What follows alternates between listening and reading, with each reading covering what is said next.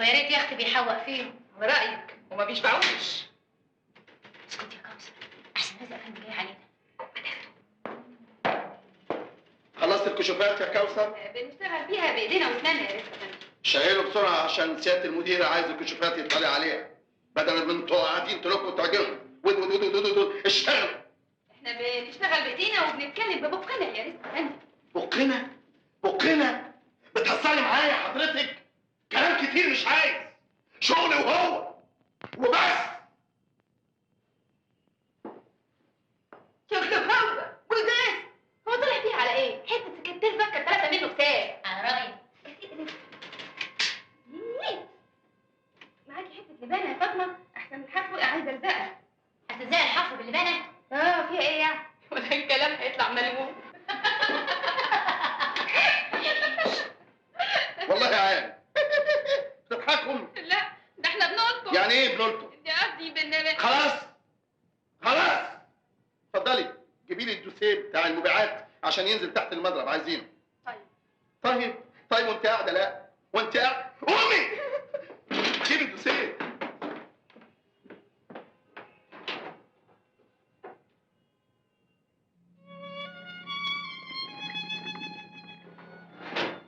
طب بقى هروح اوديه انا. خليك انت في شغلك، مفيش داعي للعطله. لا عطلت ايه ده؟ انا فريره هروح وارجع. فريره؟ بتقول لي فريره وانت شغاله البانه بتغزيني؟ بشتغل مع رجوزات انا. الدوسيه اهو يا نجيب افندي.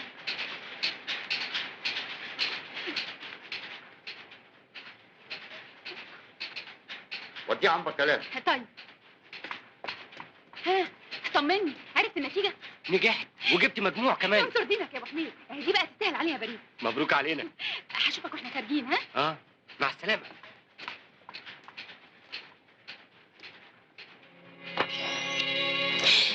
خص عليك يا كوثر، خضتيني. افتكرتك رزق افندي يا شيخ.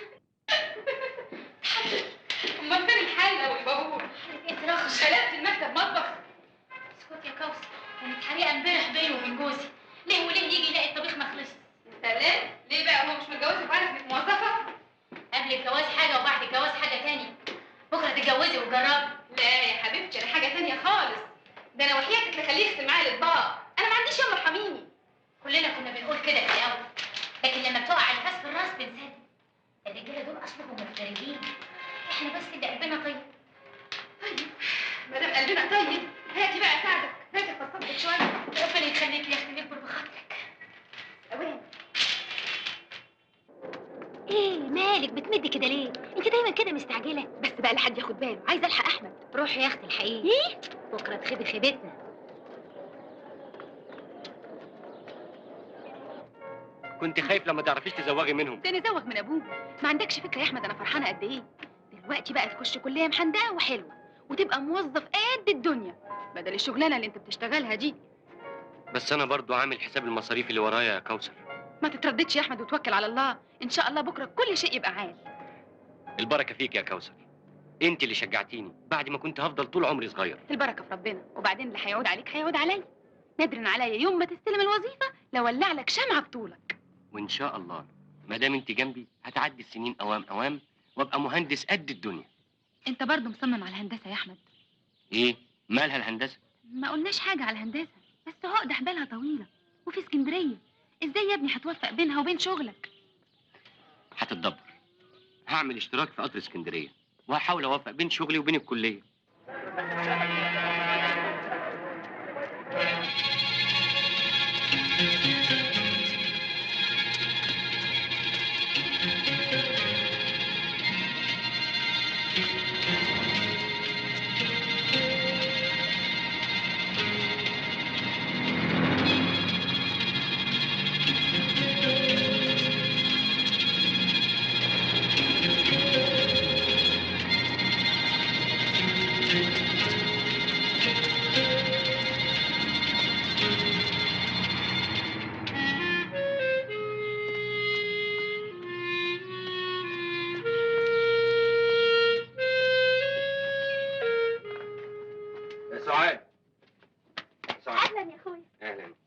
ازيك يا اخ؟ اهلا يا اخ. يا حبيبي يا زين، مش كفايه شقه طول النهار، كمان جاي شايل التموين، ده تعب عليك يا ضنايا. لا تعب ولا حاجه يا اما. يخليك لنا، هو ما نتحرمش منك ابدا يا رب. اما عايزين ناكل بقى احسن ما يتم من الجوع. انت دايما همك على بطنك كده. طب لو شاطره انت يا فرحه بقى ما تاكليش معانا. يا سلام. يا واد يا صابر، اسكت شويه. انت ايه ما سمعتش كلام طول النهار؟ ربنا يهدك. عدي. اخويا ايوه يا سعاد. عايزه 26 قرش. بحالهم؟ ما هو تمن الكتاب كده. اذا كان تمن كتاب ادفعهم لك على طول.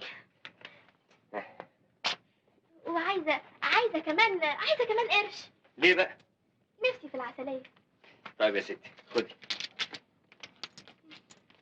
او كده تمن الكتاب وادي قرش العسليه. ربنا يخليك ليا يا اخويا. الاكل اتحط. ربنا ينجحك يا سعاد. ظبطتك كنت بتديها الفلوس يا اخ. وانت عاوز ايه يا اخ؟ قرش. قرش؟ هتعمل بيه ايه؟ طب خد. خد. طب يلا بقى عشان ناكل. الحمد لله. ما تاكل يابا، ولا مش عاجباك الملوخيه؟ مش عجباني ازاي؟ دي نعمة ربنا يديمها ويحفظها من الزوال. انتوا عايزيني بعد العشرة الطويلة ده هي ولا عجبنيش اكل امكم؟ يا سلام، طب ايه رايك بقى ان انا اللي عامله الملوخيه؟ طيب ما هو انت امك واحد. ام سلامة، انا رايح بقى علشان اصلي العشاء في سيد ابراهيم الدسوقي. ادعي لنا يا ابو سلام. والنبي وانت جاي تبقى فوت على حد من الميكانيكيه ياخد الواد سلامه عنده، بدل ما هو قاعد لنا زي الكوبه كده. انا مش عايز اشتغل ميكانيك. يا سلام، امال عايز تشتغل ايه؟ مدير عامل اسبيتاليا؟ عيبها ايه شغلة الميكانيك ايه؟ عيبها ايه؟ ما هو لو كنت فلحت في دروسك ما كنتش. يابا الميكانيكيه بتروق يابا. يا عبيط يهبل، اللي بتضربه دلوقتي هيطلع عليك فلوس بعدين، ولا ايه يابا؟ من جهتهم بيكسبوا. ها ما تعطلونيش بقى، خلوني اروح الحق صلاة العشاء. الله خير. يا سلام على اسكندريه يا كوثر. اخر جمال. شوارعها نظيفه وتلاقي فيها كل حاجه. وبيقولوا كمان بناتها حلوين. اسمع، اوعى عينك تبص كده ولا كده. ابص ايه يا شيخ؟ ده انا ببقى في نص هدومي وانا داخل الكليه. ليه بقى؟ حاسس اني اكبر من كل زمايلي حبتين. كبير ايه يا احمد؟ كل الفرق اللي بينك وبينهم 3-4 سنين تبقى كبير. برضه يا كوثر يعني. اسمع ما اقول لك، ما تاخدنيش في دوك. انت فاهمني وانا فاهماك. اي صنف من الحريم اضطريت تكلمه عينك تبقى في الارض. عينيا ما بتشوفش غيرك يا كوثر. انا زي الفريق، ما احب الشريك. ايه رايك؟ مش المفروض اروح اقابل عم عبد المقصود واطلبك منه واشبكك؟ طب ما انت شابكني يا احمد. برضه نخليها رسمي احسن. انت عارفه البلد صغيره وحد يشوفنا مع بعض يتكلموا كلمه كده ولا كده، وانا بقى ما يخلصنيش. اللي تشوفه يا هندسه. صراط المستقيم صراط الذين انعمت عليهم غير المغضوب عليهم ولا الضالين امين. مبروك يا احمد. الله يبارك فيك. مبروك يا ابني. الله يبارك فيك. الف مبروك. الله يبارك فيك. الشربات اللي جوه الفتحه اتقرت. ربنا يتمم بخير يا ابني. يا ابني خليك عمل شبكه اللي عايز تجيبها لي. مش دي الاصول؟ اصول ايه يا احمد؟ انت مش قريت الفاتحه مع ابويا؟ ايوه بس انا كنت عايز افرحك. يا احمد هتفرحني بحته جوشه دهب؟ ما كانش حد يقوله. انا اللي يفرحني يكون عندنا بيت، وعشان يكون عندنا بيت لازم نحط القرش على القرش. يبقى نبتدي من دلوقتي. اتفضلي، ادي 5 جنيه. حوشيهم، اعملي جمعيه، اتصرفي زي ما انت عاوزه. اهو كده تعجبني يا ابو حميد، بس اوعى تكون الفلوس دي هتعجز معاك. لا تعجز ولا حاجه. سلام. سلام. سلام يا هندسه. سترك يا رب.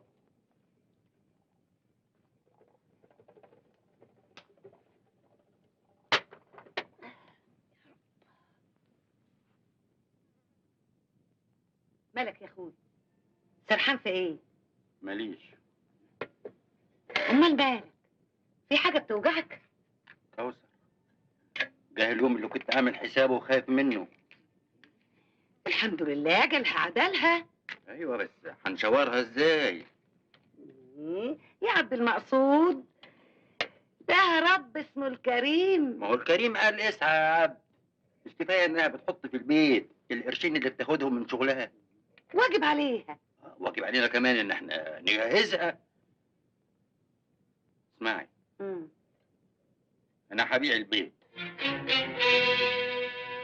تبيع القطين اللي قوينا يا عبد المقصود؟ ما احبش ابوه. بناتي داعيين عليا. ايه الكلام اللي بتقوله ده يابا؟ لسه صح يا كوثر؟ معقوله الكلام ده؟ مش معقولة ليه يا بنتي؟ اللي عنده عربية كره بياكل من وراها ويجي يجهز بناته وينزنق لازم يبيعها علشان يسترهم. يابا انت عملت اللي عليك وزياده، مش علمتني لحد ما خدت دبلوم التجاره؟ خلاص سيبني مني ليه اتصرف، يعرف خلاصه معايا واعرف خلاصي معاه. طب هو هيقول علينا ايه؟ واهله هيقولوا علينا ايه؟ يابا لا حد هيقول ولا حد هيعيد، مش كفايه انك مسلمه بنتك؟ هو عايز ايه، ينهب؟ يا بنتي انا هبيع البيت. بقى عشان اتجوز اخلي اهلي يبيعوا بيتهم؟ لو قلت الكلام ده تاني مش متجوزه.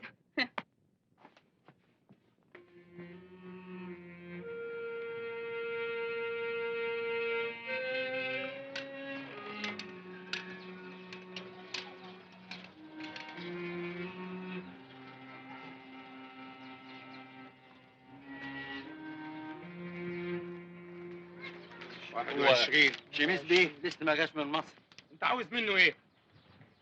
كنت عايزه في حكايه كده. على وش وصول، روح شوف شغلك. حاضر. يلا خلصنا يا عم معصوم. حاضر حاضر يا عم توفيق، ما انا بشتغل اهو. هتبقى انت والزمن.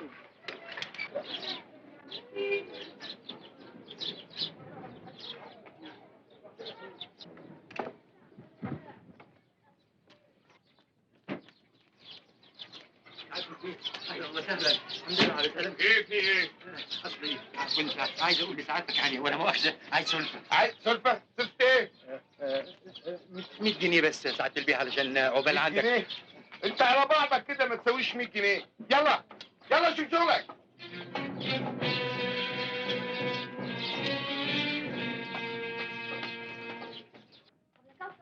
طب يا كوثر، اخوك وقع على قضيب القطر اتفتح دماغه. يا لهوي، وهو فين دلوقتي؟ شالوه ودوه المستشفى. ابني درايه، يا رب استر يا رب، وصفينا يا رب. جراله ايه؟ يا درايه يا ابني، استني يا كوثر، استنيني يا كوثر، يا درايه يا ابني استنيني. خد خالتك ووديها على المستشفى وانا هروح اجيب ابويا وحصلكم. حاضر يابا. يا عم مسعود، عم مسعود، حاسب الجاز وقع على الارض. معلش يا ابني، غصب عني. اللي اندلق ده على حساب مين بقى؟ انا هنا ال 20 صفيحه بس. اللي اندلق ده هيتخصم عليك. وانا بقبض كام علشان تخصموا عليا؟ بس عدل بيه، كل شويه جاز اندلقوا على الارض. حرام لا مؤاخذه، يعني عاوزين يخصموهم عليا. لا مؤاخذه؟ خدت ايه انا من لا مؤاخذه؟ هقبضك اخر الشهر لا مؤاخذه. يا سعاده البيه، ناقص بس تفتح لي حلقك على الفلوس. يا سعاده البيه، هيتخصموا منك. حرام عليك. الله، روح شوف شغلك. ما نفتريش الا على الغلابه اللي زينا. تعالى هنا. بالبسطه بتقول ايه؟ مش حاجه، بقول ربنا ما يقبلش الظلم ده. بقول لك روح شوف شغلك. بابا في حاجه يابا؟ مفيش حاجه، خلاص يا بنتي مفيش هقول لك حاجه. حاجه، مفيش حاجه. انت رايح فين؟ تعال هنا، ده لا لا لا، ايه البنت المجنونه دي؟ سيب الراجل، خش البنت المجنونه دي عني. سيب الراجل. الله الله، خش البنت المجنونه دي. كوثر. يا الله بقى طلع البنت دي بره. بس بقى طلع البنت دي بره. بره. يلا بنيه. يلا انت مرفوض. يلا يلا مرفوض، انت مرفوض. أرجع بالله. يلا بينا يا بنتي. الله تعالي يا الله، تعالي الله الله، يلا بينا. امشي بره. قلة ادب، قلة ادب. يا رب سترك يا رب. سليمه ان شاء يا الله. منى، ايه اللي حصل؟ ما تتخدش يا اخوي، سليمه والحمد لله. اتعمل اللازم ومفيش داعي نستنى في المستشفى. وازاي حصل ده؟ وانت حموت يا بابا، ربنا ستر بقى. ما هو من شقاوتك ودلعك عشان تحرم تنص على الافراد، المره الجايه هتقع تكسر رقبتك. بعد الشهر يا بنتي. ما انت شايفه ده يا يما؟ السلام عليكم ورحمة الله. السلام عليكم ورحمة الله. حرما يا عم عبد المنصور. حرما يا ابني، يا رب دي من نعمه يا رب. الراجل شميس ده طلع قليل الأصل. بقى بعد المدة الطويلة اللي اشتغلتها معاه يعمل فيك كده. يا احمد كله نصيب. برضه ما تسكتش، ليك حق، ارفع قضية. شوف يا احمد يا ابني، انا لا احب المشاكل، لا احب حد يشاكلني ولا احب اشاكل حد. احنا لينا رب. ونعم بالله. عم عبد المقصود، ايوه يا ابني. يعني بالنسبة للفلوس أنا عارف إن الظروف الأيام دي وحشة، فبعد اذنك انا كنت جايب لك معايا قرشين يعني. كلام ايه اللي بتقوله ده يا ابني؟ بقى بدل ما اديلك اخد منك. ما هي بتتدبر. الحمد لله مسطوره يا ابني، الحمد لله مسطوره. كوثر، اعملي لي من دي اصل و12 صوره، ومن دي اصل و25 صوره، ومن دي 15 صوره، ولو عملت اصل هزعل. طب ما بالمره اعمل لك من دي 50. الله، تتريقي وتقولي لي بالمره؟ طب ما ده بالمره بقى مش عايز ايه، واعملي لي من دي 100 اصل والصوره لا. سبحان الله، هو الراجل ده ماله ومالك يا كوثر؟ دايما متضايق كده، بيهزني قوي. لكن ولا يهم، بكره تلاقي شغلانه بالقابتها. الحقيقه يا كوثر، ايه؟ عسكري جه خد ابويا على المركز. مركز؟ ليه؟ شميس عمل له محضر. عمل له محضر؟ وبعدين بقى في الراجل ايه الادب ده؟ هو يضرب ابويا وكمان يعمل له محضر؟ عارفه يا اختي؟ طب وحياة امك يا شميس ما انت فايت من ايدي المره دي.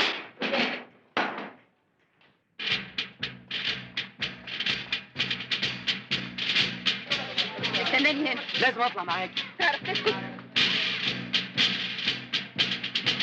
خد يا بنت هنا يا بنت، راح فين؟ ايه حكايتك يا راجل انت بالظبط؟ ما هو اذا كنت هتشتغل لنا في الازرق وشرف ابويا لا اكون مشرحاك، هو ابويا كان عمل لك ايه يا راجل انت عشان تمرمطه في لسان؟ يا بنت انت مستقويه نفسك علينا ولا ايه؟ ومفيش حد مالي عينك. لا مفيش. تعرف يا شميس لو ما خرجتش ابويا وشرفي لا اكون مخرجاك من هنا على ظهرك. خلاص بطلت قله ادب؟ لا لسه. يبقى مش هيخرج. واذا اتكلمت بادب يبقى هيخرج. وانا ايه اللي يضمن؟ طب اتفضلي اقعدي. نجيب لك حاجه ساقعه؟ شكرا. الو، حضرة المأمور؟ أنا شميس. أهلا بيك. بخصوص الراجل اللي اسمه المقصود. عبد المقصود. يا سيدي أنا متنازل عن المهر. سيبه يخرج. طيب، متشكر. مع السلامة. مع السلامة. استريحت يا ست دلوقتي؟ طب ما يمكن بتتكلم كده وكده. لا، ده انت مجيتك غالية علينا قوي. متشكرة يا شميس بيه، سلام عليكم. الله، ايه؟ على فين؟ راجع شغل، مش كفاية عطلتني؟ يا ست لا تعطيل ولا حاجة. أخلي السواق بتاعي يوصلك. وصلني أنا؟ وصلني المضرب يعني؟ أي حتة أنت عايزاها. شكرا. بقول لك إيه يا ما تنزلك أوي. بقول لك إيه يا كوثر؟ أنت بتشتغلي إيه؟ أنا بشتغل على آلة الكذب. طيب ممكن مش فاضية كده شوية بعد الظهر تكتبي لي شوية حاجات خاصة وهديك اللي أنت عايزاه. بكرة. لا بقول لك إيه؟ ممكن النهاردة، أنا بكرة نازل مصر. طيب، سلام عليكم بقى. طب يا عاطف، ايوه يا بيه. خلي السواق يوصل المزيل مطرح ما هي عايزة. حاضر يا بيه. عملتي ايه؟ روح انت، هتلاقي ابوك في البيت، انا راجعه المضرب. اتفضلي سعادة الفندم، عربية تحت امرك.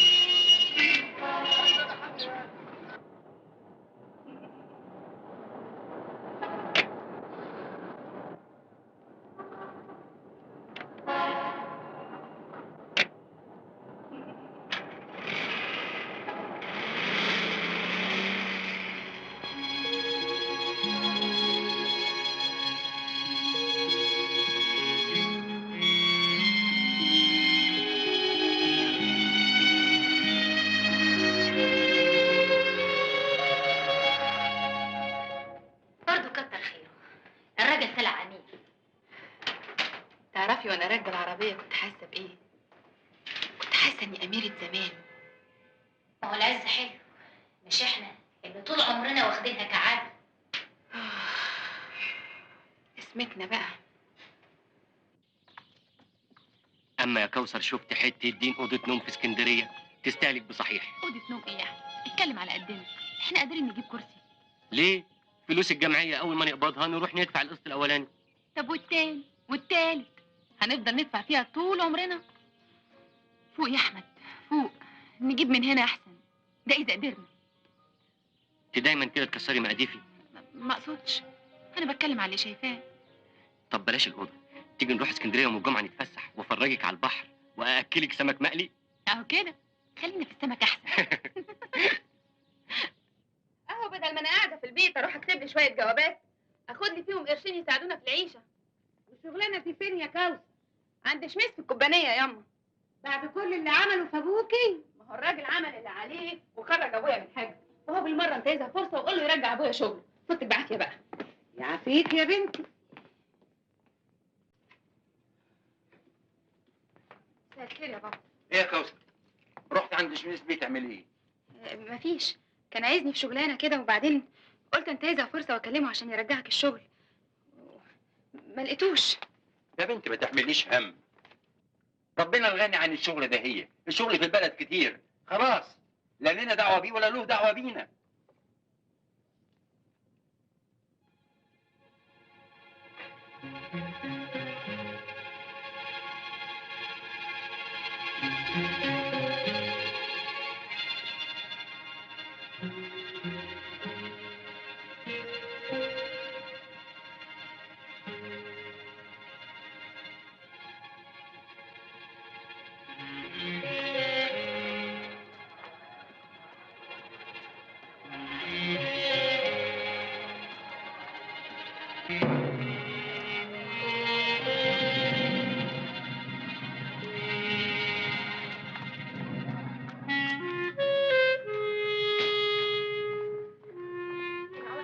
يعافيك يا بنتي. مش عربيه شميس اللي على الباب دي؟ ايوه. الله، وايه اللي جاب؟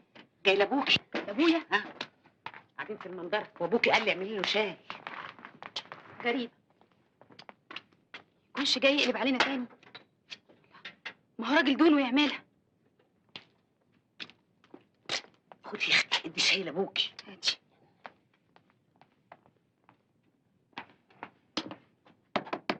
الشاي يابا. اي عايز ايه؟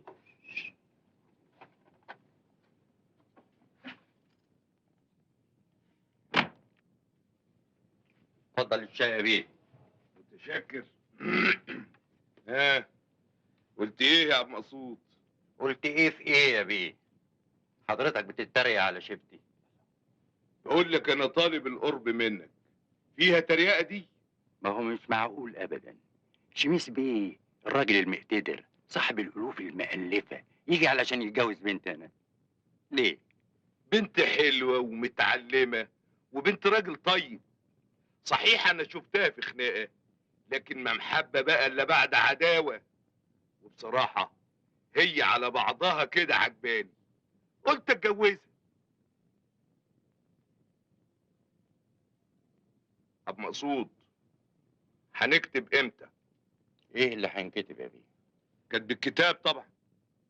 يا بيه كان يسعدني، انما يفتح الله. يفتح الله يعني ايه؟ يعني كوثر مخطوبه ولسه قارين فتحتها. بسيطه يا عبد مقصود، ياما يا اخي خطوبات بيفسخوها. هم عملوا خطوبات عشان ايه؟ مش عشان يفسخوها. ايوه يا بيه، بس الراجل اللي خطبها ما عملش حاجه تزعلنا. انا مش فاهمك يا عبد مقصود. انت مش عايز مصلحه بنتك؟ انت مش عايزها تعيش في نغنغه؟ ده كلام يا راجل. وانا كمان هرجعك شغلك معزز مكرم، وشغل الطرمبه والحاجات دي بلاش، ويمكن كمان امسكك الكومبانيه. يا بيه انا ما ببيعش بنتي. يعني ايه؟ يعني دي حاجه تخصها هي، ما تخصنيش انا. على العموم اسالها وتشاور معاها وبعدين ابقى رد عليا. حاضر، بس ما تزعلش مني، انا متاكد انها مش هتوافق. ايه؟ بترفضني؟ العفو يا بيه. طب على العموم فكر، يمكن عقلك يرد لك وتفكر في مصلحة بنتك. ربنا يقدم اللي فيه الخير. تشرفنا يا بيه. السكه اللي بره. اتفضل.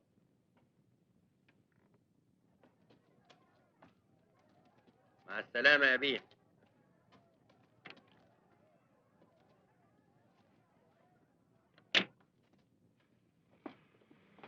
ده راجل مجنون، اقول له دي مخطوبه يقول لي الخطبه عملوها علشان ايه؟ مش علشان يفسخوها. راجل تلم. معلش يا اخويا روق دمك. فاكر بقى علشان ما انا راجل فقير وغلبان وكنت بشتغل عنده، فاكر ان حركه على ماله والاغناء؟ لا، ليه؟ هعيدوا على بنتي؟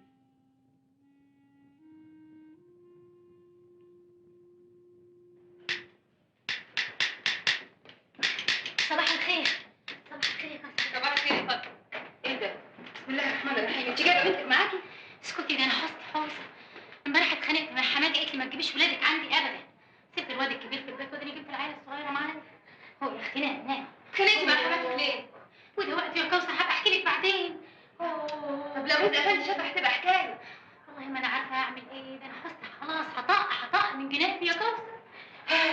شوفي بقى، ما دام بتحبي جوزك وجوزك بيحبك كل شيء بيهون. حب ايه يا اختي اللي بتتكلمي عليه؟ الفقر يخش من الباب يطفش الحب من الشباك. ما تنامي يا بنت، نامي، ما تجيبلناش مصاري. ما انا هبطل شغل لغايه البنت ما تنام. ودي معقوله دي؟ بقول لك ايه، انا هحطها تحت المكتب. لا حرام. هقول لك احطها على الكرسي هنا. طيب احسن تقع.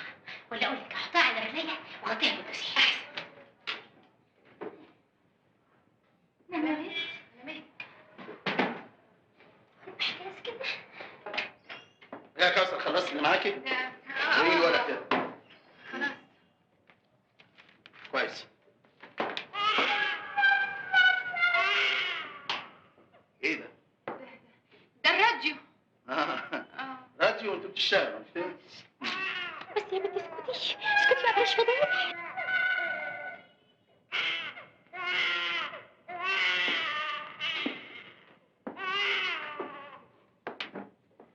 ايه ده؟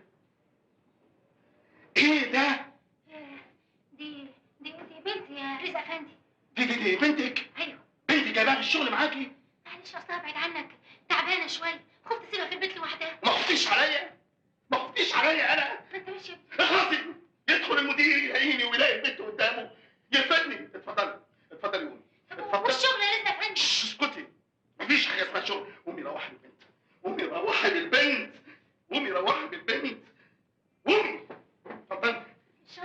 شنطه. اتفضلي قومي. وانت شوفي شغلي كويس. راديو ها؟ تقولي لي راديو. ركن اطفال.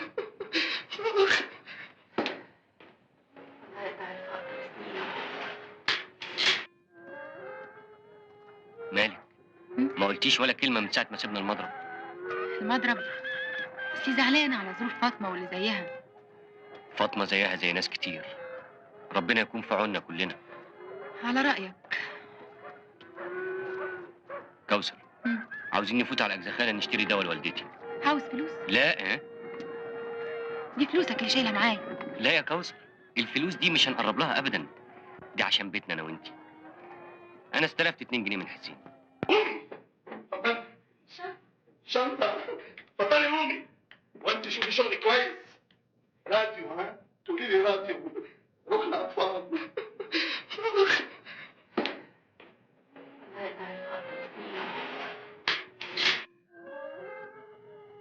مالك؟ ما قلتيش ولا كلمة من ساعة ما سيبنا المضرب. المضرب؟ بس زعلانة على ظروف فاطمة واللي زيها. فاطمة زيها زي ناس كتير، ربنا يكون في عوننا كلنا. على رأيك. كوثر، عاوزين نفوت على أجزخانة نشتري دواء لوالدتي. عاوز فلوس؟ لا دي فلوسك اللي شايلها معايا. لا يا كوثر، الفلوس دي مش هنقرب لها أبدا، دي عشان بيتنا أنا وأنتي. أنا استلفت 2 جنيه من حسين.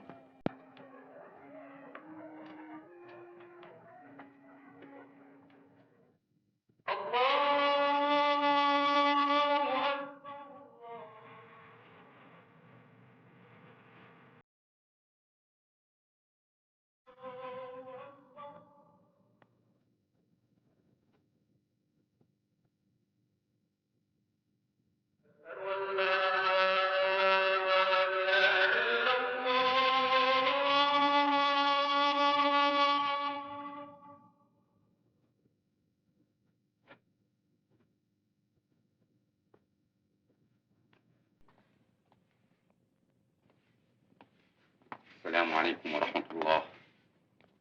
السلام عليكم ورحمة الله. حرما يابا.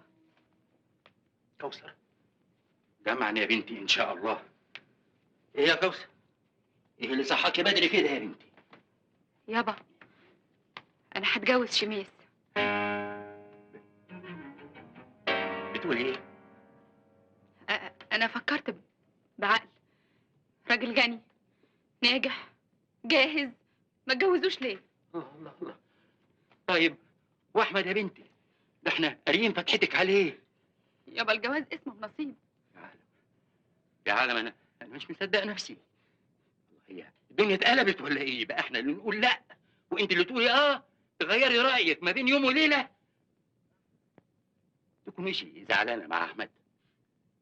يابا انا فكرت في مصلحتي، لقيت ان شميس هو الراجل المناسب ليا. ده كلام ده. يا ام كوثر، يا ام كوثر، في ايه يا عبد المقصود؟ انت نايمه على ودانك. تعالي شوفي بنتك. مالك؟ في حاجه بتوجعها؟ توجعها ايه ده كمان؟ انت عاوزه تتجوز شماس. ليه التغيير المفاجئ ده؟ احنا مش كنا متفقين نسافر سوا ونقضي اليوم بحاله في اسكندريه؟ معلش، مفيش نصيب يا احمد، روح انت لوحدك. لوحدي ازاي؟ ده النهارده الجمعه وانا رايحه افسحك. في حاجه تعباكي؟ في حاجه مخبيها عليا؟ ابوكي قالك حاجه؟ لا ما قاليش. امال ليه بس؟ مفيش يا احمد، انا مش عايزه اروح وخلاص. طب يا ستي بلاش اسكندريه، تعالي ناكل خس تحت الكوبري. لا انا عاوزه اروح. برضه مش عاوزه تقولي في ايه؟ هقول لك ايه بس، انا عاوزه اروح وخلاص.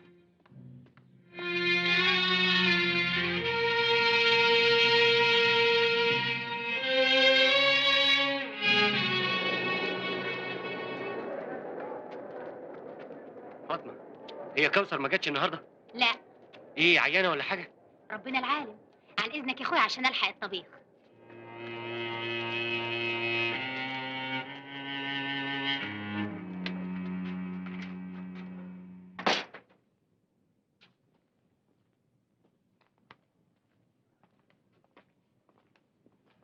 ايه يا ام؟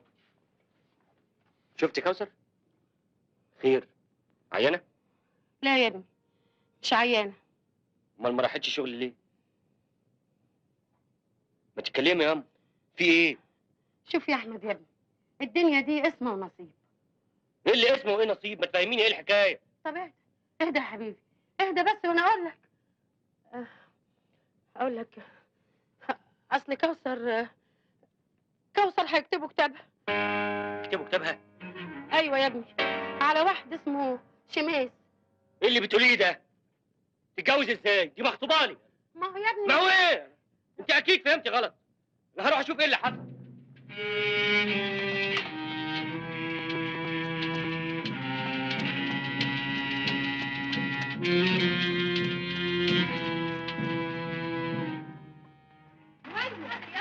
كوثر، كوثر، مساء الخير. مساء النور. كوثر فين؟ كوثر. اهلا يا احمد. صحيح الخبر اللي سمعته ده؟ تعالى. صحيح هتتجوزي الراجل اللي اسمه شميس؟ صحيح هتتجوزي شميس؟ وانا عملها ابوكي، ضغط عليكي عشان يرجع شغله مش كده؟ اسمعي يا كوثر، مفيش قدامنا غير حل واحد، نهرب ونتجوز. نهرب؟ إيه اللي بتقوله ده يا احمد؟ عارف ان ده غلط، عارف ان ده غلط. على كل حال انا مستعد ما نعملش اي حاجه لما اقابله واقنعه وافكره بالفتحه اللي قريتها معاه. ابويا ملوش دخل بالموضوع ده. امال مين اللي ليه دخل؟ ده موضوع يخصني، انا اللي قبلته برغبتي ومفيش حد ضغط عليا. مش ممكن، انا لا يمكن اصدق حاجه زي دي. كوثر انت بتقولي كده عشان مش عاوزه تعملي مشاكل، انا متاكد ان في ضغط عليك. يا احمد ارجوك صدقني. اصدق ايه؟ هي دي الحقيقه. الحقيقه انك عايزه تتجوزي غيري؟ امال اللي بيني وبينك ايه؟ غش؟ ولا غش ولا حاجه، انا عارفه ان المساله صعبه بس هو ده بقى الامر الواقع. ومين بقى اللي فرض علينا الامر الواقع ده؟ الظروف. اي ظروف؟ اللي انا وانت فيه. معقول يا احمد احملك حمل فوق حملك؟ وانا كنت اشتكيت لك؟ من غير ما تشتكي لي، هو انا مش شايفه بعينيا اخواتك في الاكل، مصاريف كليتك، سفرك كل يوم، كل ده مش حمل يا احمد. كوثر انت بتعايريني بفقري. عايرك ده ايه؟ ما الحال من بعضه، ما انا فقيره وانت فقير، وما دام جات لي فرصه عشان اخلص من الفقر ده كان لازم اعمل كده، وانت كمان لو جات لك الفرصه دي لازم تعمل كده. انت بتخرفي، انت بتبيعي نفسك عشان الفلوس. كوثر، الحياه من غير حب، من غير موده، ملهاش قيمه، ملهاش طعم. كلام بنقوله عشان على البر. ما عندك فاطمه اهي واخده جوزها على حب، تعالى شوفهم دلوقتي، ما بيتكلموش كلمه مع بعض، واذا اتكلموا بيتخانقوا. كل ده ليه؟ عشان الظروف بتجبرهم على كده. انت بتحاولي تبرري غلطتك. اذا كنت فاهمه ان الغنى هو الفلوس تبقي غلطانه. الغنى الحقيقي غنى النفس. احمد كان بكتابي ومحمد.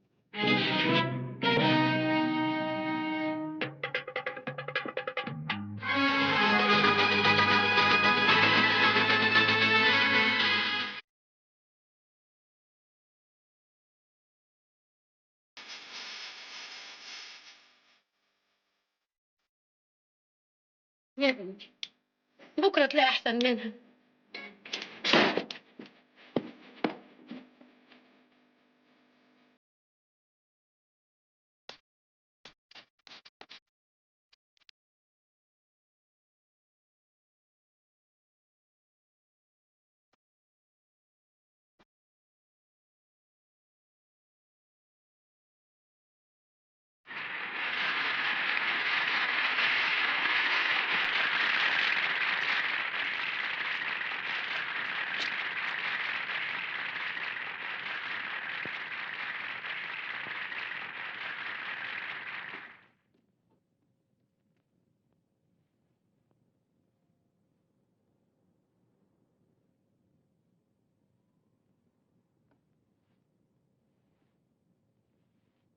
قل لن يصيبنا إلا ما كتب الله لنا هو مولانا وعلى الله فليتوكل المؤمنون.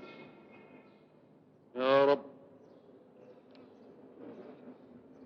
يا كريم يا رب.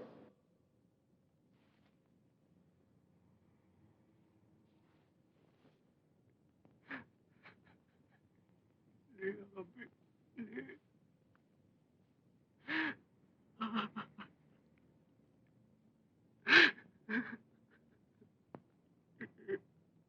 لا حول ولا قوة إلا بالله. أحمد يا ابني، ليه جوزت بنتك يا عم عبد المقصود وهي مخطوبة لي؟ أنت مش شايف أنا قاعد فين دلوقتي يا أحمد؟ فيها أب يوم جواز بنته يسيب بيته ويسيب الفرح ويجي يقعد هنا. معناها إيه دي يا ابني؟ معناها إني مش موافق على اللي بيحصل ده. طب ليه ما منعتهاش؟ ما أقدرش أجبر بنتي ما تتجوزش واحد هي عايزاه. ما أقدرش.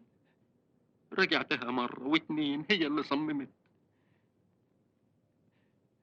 على كل حال يا أحمد، أنت لسه شباب والحياة قدامك طويلة وحلوة، وهتلاقي اللي تستاهلك وأكتر.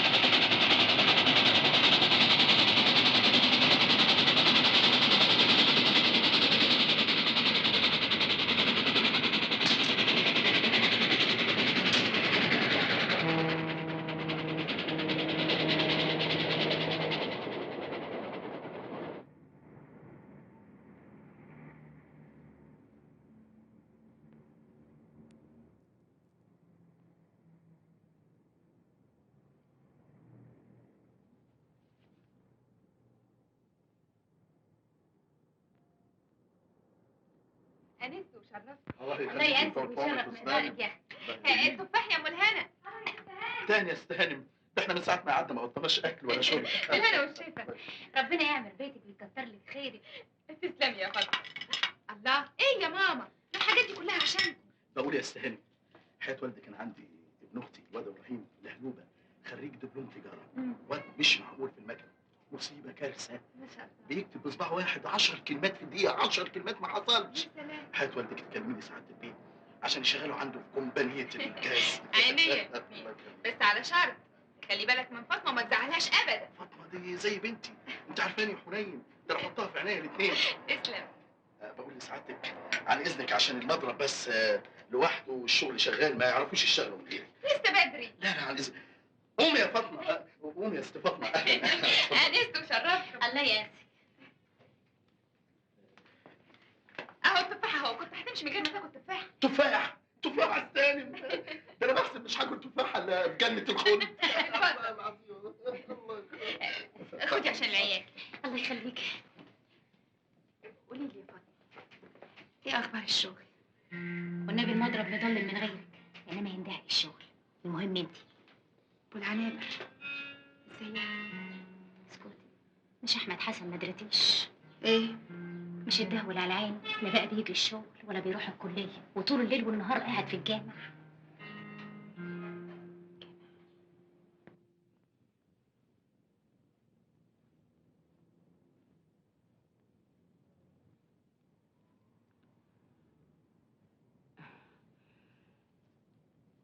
احمد يا حبيبي، عشان خاطري، عشان خاطر اخواتك، دول امانه في رقبتك يا ابني.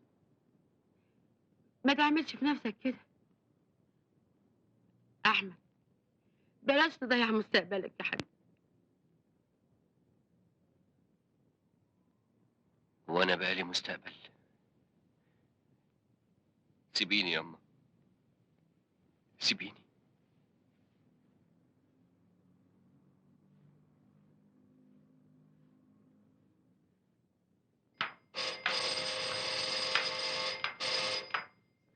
نور يا بيه. ايه ده رايح فين؟ انت مين؟ انا صاحب البيت ده، انت اللي مين؟ افندم؟ حضرتك مستغربه قوي كده ليه؟ بقول لك انت اللي مين؟ مين ده يا مولانا؟ ده مساء الخير يا بابا. ايه اللي جابك هنا؟ اصل ماما عيانه قوي وحضرتك بقالك 15 يوم ما نزلتش مصر. يعني وده يخليك تيجي دلوقتي يا اخي؟ عيان هتلاقي حكيم. جبنا لها اكتر من دكتور ومع ذلك العيا بيزيد عليها، والليله دي بالذات تعبت قوي، فقلت لازم اجي لحضرتك عشان تتصرف. وانا هتصرف اعمل لك ايه دلوقتي؟ يعني بعد اذن حضرتك تيجي معايا دلوقتي حالا. طب استنى، هلبس واجي معاك.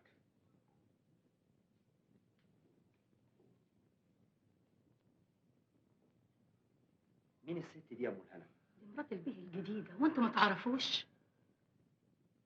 الضغط مرتفع شويه، يستحسن ما تسيبيش السرير قبل 5 ايام. على العموم هبقى امر عليكي بعد كده. في حاجه تانية غير الضغط يا دكتور؟ لا اطمئن. متشكرين قوي واسفين لازعاجك في وقت متاخر زي ده. لا سلامتها، الف سلامه. اشتروا انتوا الدواء وهي هتبقى كويسه. مع السلامه. خد يا حاسب الدكتور وهات الباقي. بقى مجرجراني في وقت متاخر زي ده وانت ما عندكيش حاجه. ما احنا بقينا كوخه دلوقتي، بقى بعد العمر الطويل ده كله والقرف اللي شربته معاك تروح تتجوز عليا يا شميس؟ هو ابن امه قال لك؟ مفيش حاجه بتتدارى. انا ما عملتش حاجه غلط. انت كلك غلط فغلط. انا ياما استحملت دلاوتك، ما كنتش بتعتق من الاميره للخدامه وكنت ساكته، وبعد ده كله تروح تتجوز عليا؟ ما فكرتش في العيال؟ وايه اللي زعل العيال في كده؟ صحيح اللي اختشوا ماتوا. اخرسوا وحط لسانك في بوقك. وكمان ليك عين تتكلم. ده انا ياما شربت المر معاك لحد ما وقفتك على رجليك. كنت باكل طقه واسيب طقه لحد ما بنيت نفسك، واول ما ربنا ادالك ترمينا. اسمعي، كلام النسوان ده انا مش عايزه. مالكيش عندي غير قرشين تاخديهم اخر كل شهر على الجزمه، وانا حر في نفسي.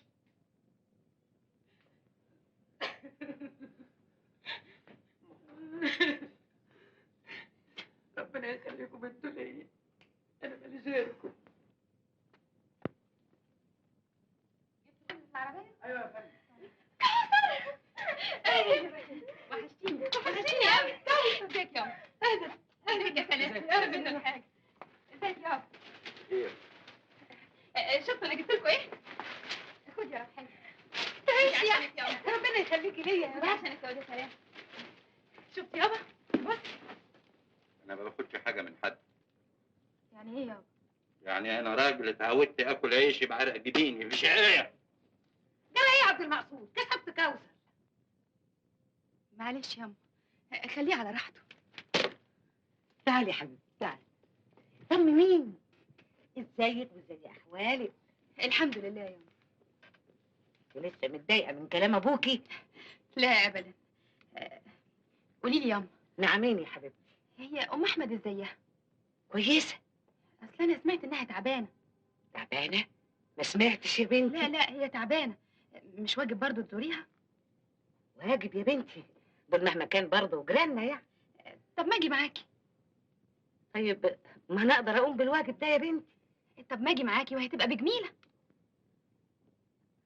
عمرك يا كوثر. اخويا عارف مين جوه؟ مين؟ كوثر. اهلا وسهلا. سلامتك الف سلامه يا ست الله. تسلمي يا حبيبتي. انا زعلت قوي لما عرفت انك بعافيه يا اختي. بعافيه؟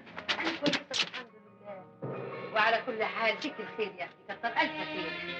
اهلا وسهلا، خطوه عزيزه يعز مقدارك يا حبيبتي. اتفضلوا القهوه يدوم. اتفضلي يا ست كوثر.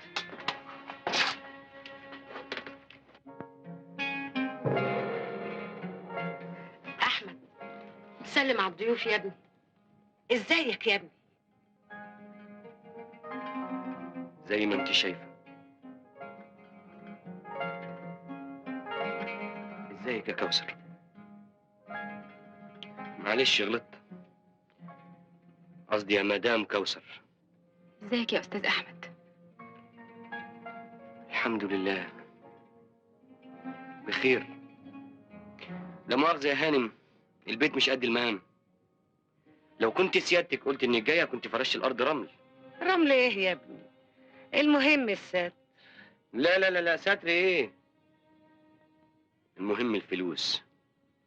الفلوس هي اللي بتعمل المعجزات، هي اللي بتلبس الفساتين الشيك، هي اللي بتسكن في الفلل، هي اللي بتجيب العربيات الفول اوتوماتيك. مش برضو عربية سيادتك فول اوتوماتيك؟ فول؟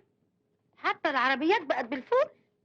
لا، ده فول غير الفول بتاعنا، فول الأغنياء، فول مخصوص للناس اللي بتبيع نفسها. يلا يا ماما. ايه زعلتي؟ احنا بندردش بنتسلى. تتسلى على الناس؟ انا برضو اللي بتسلى. احمد ما يصحش كده يا ابني، ما يصحش. انا كنت جايه عشان تمشي في جنازة القتيل مش كده؟ عشان اديك ال 35 جنيه اللي كنت بتحوشهم عندي. يا تديني 35 جنيه؟ كل سابلة حقيرة حقيرة.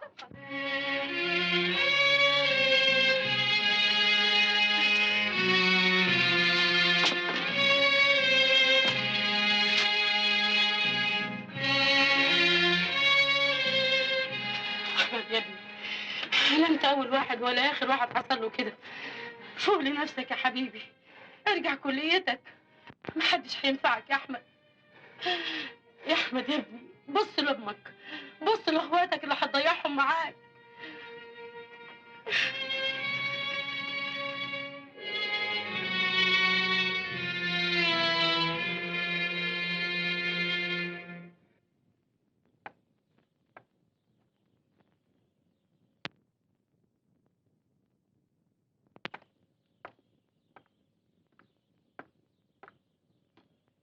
كوثر،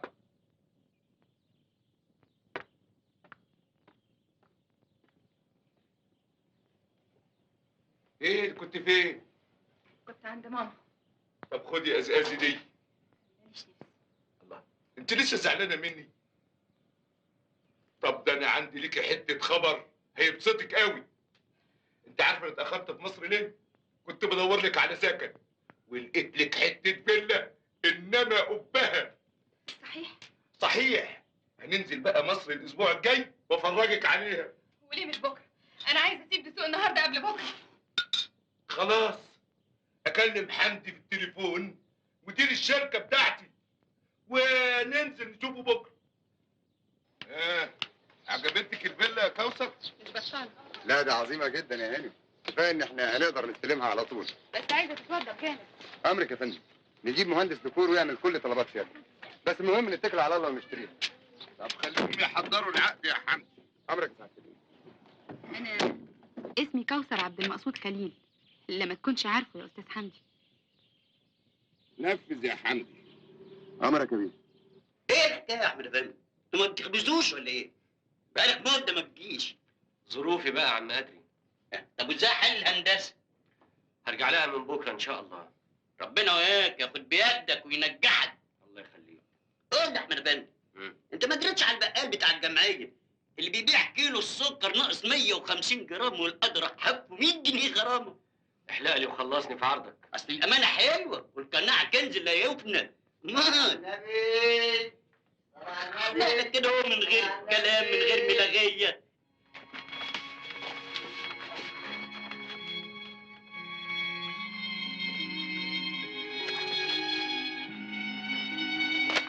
دول معدودين كويس طبعا يا شميس بيد ورزم بنك. وماله؟ نعدهم تاني. اصل عد الفلوس ده عندي مزاج.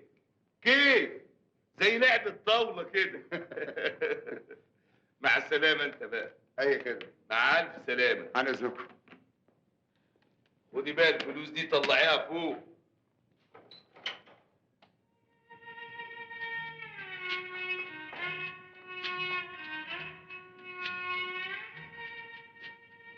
عقبال عندكم وعقبال ما تفرحوا كلكم يا رب. الف مبروك يا حبيبتي. يبارك فيك. مبروك يا ام احمد، عقبال ما تفرحي بيه ياخد الشهاده الكبيره وتجوزيه في يوم واحد. في حياتك يا حبيبتي، عقبال ولادك وعقبال حنك. سلامي. اتفضلي. الله يبارك فيك. الشهاده الكبيره. تعيشي يا حبيبتي. اتفضلي. الف مبروك يا حبيبتي. الله يبارك فيك. اتفضلي. ما يلا يا ورانا مصلحه عايزين نقضيها. طيب يا ابني طيب. الف مبروك يا احمد يا ابني، عقبال الشهاده الكبيره. الله يبارك فيك يا خالتي. فوتك بعافيه يا ضناي. مع السلامة. الله يسلمك. الف مبروك يا ابني. الله يبارك فيك.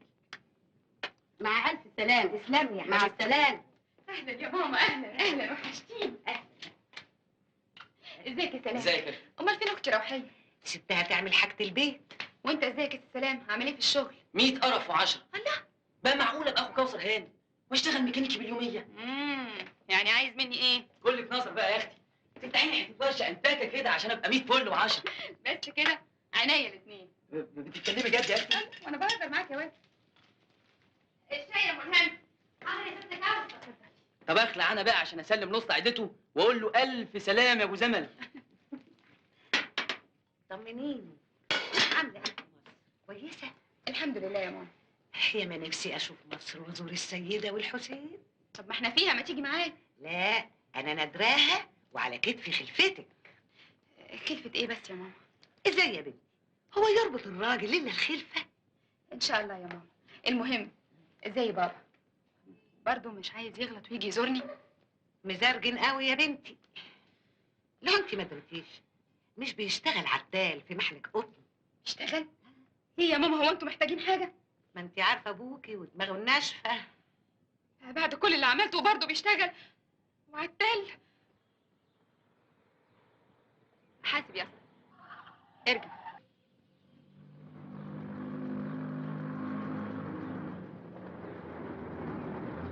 عم صالح، نعم يا ست كوثر. هو المضرب هيبيعوه ليه؟ اصحابه استلموه من الحراسه وعاوزين يبيعوه. متشكره يا عم صالح. العفو يا استاذ.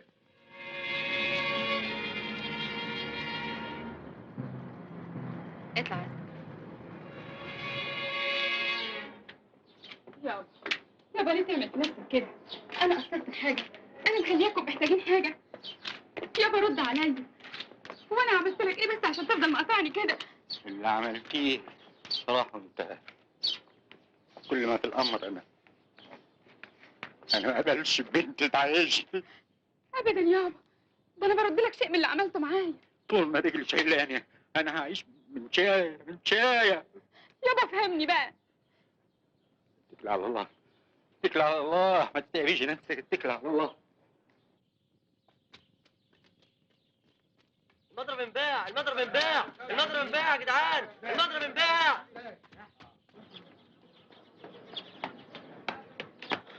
يا جماعة المزاد خلص. عارفين الرئيس على مين؟ على مين؟ على كوثر عبد المقصود. كوثر عبد المقصود؟ عبد المقصود مين؟ البنت اللي كانت شغالة معانا في المضرب في الإدارة فوق. سبحان من غير الأحوال يا سيدي. طبعا ما ربك لما يريد يدي من غير حساب. 26 28 اهلا وسهلا يا فندم، اهلا وسهلا يا فندم. اهلا وسهلا. اهلا يا استاذ. المضرب منور يا فندم. اهلا وسهلا. لا يا فندم، اصل اول مره سعادتك تشرفي المضرب، احنا فرحانين قوي. اهلا اهلا سعادتك. ايه رايك يا شميس نلف نتفرج على نادي؟ طب روحوا انتوا وانا رايح انا وحمدي المكان. اتفضل، ده في ورق عايزك تطلع عليه. اتفضل يا سعاده، اتفضل اتفضل يا استاذ. اتفضل يا استاذ.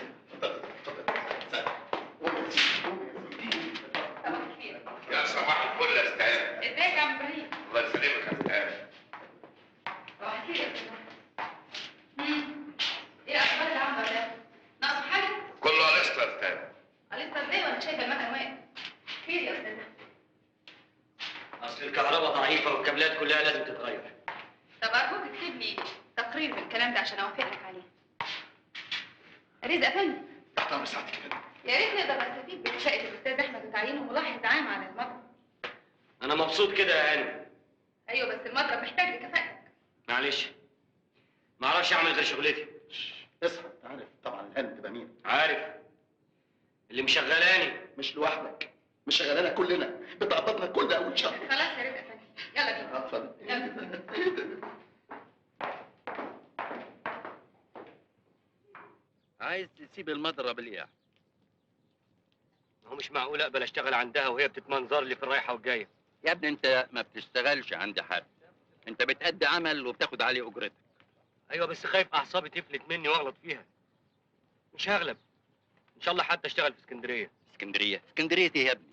انت هنا قاعد جنب امك واخواتك وبتراعيهم، ثم ما تضمنش الشغله تانية يا احمد. امال اعمل ايه بس؟ بالطول بالعرض، كمل تعليمك وخد شهادتك، ده سلاحك. بعد كده هيتفتح لك 100 باب 1000 باب، انما تقول لي اسيب الشغل وامشي؟ لا، غلط يا احمد. هو ده اراد المضرب لحد امبارح؟ بالمليم يا كوثر هاني. الله، ده بيكسب اكتر من الكوبانيه. شفت يا شميل عشان تبقى تصدقني.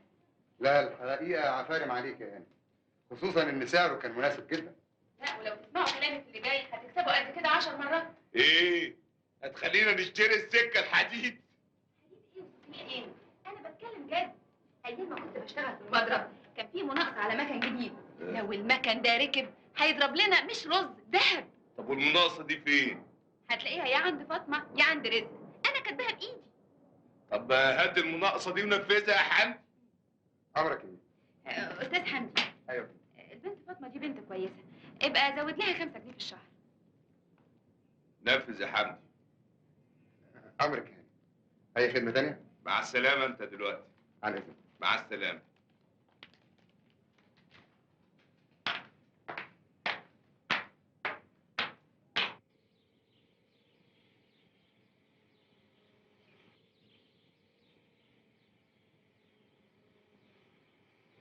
روح قول لحمدي بيه المكن الجديد وصل.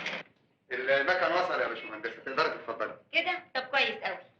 ايه على طول كده؟ معلش ورانا شغل كتير. طيب يا ستي مع السلامه. الله يسلمك. مع السلامه.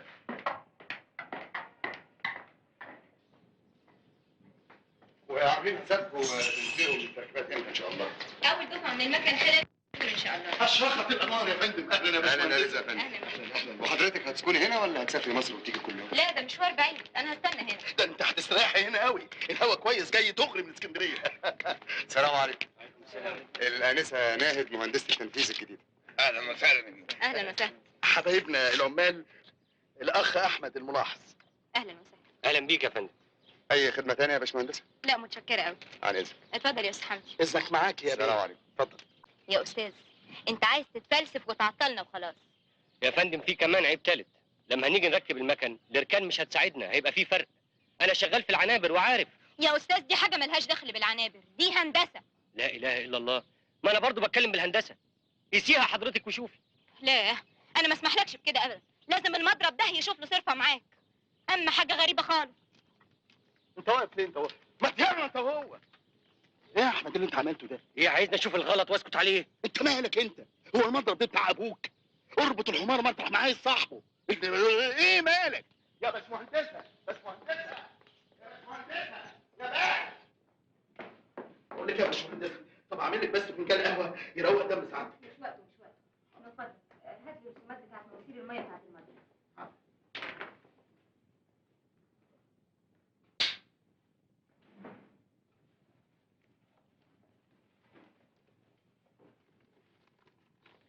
احمد يا فندم ما شفتوش؟ هات دي. احمد احمد احمد افندي. ايه في ايه يا رزق افندي؟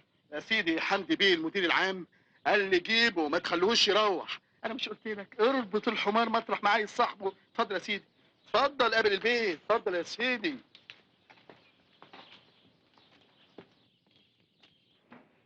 ايوه يا فندم. الباشمهندسه عايزاك.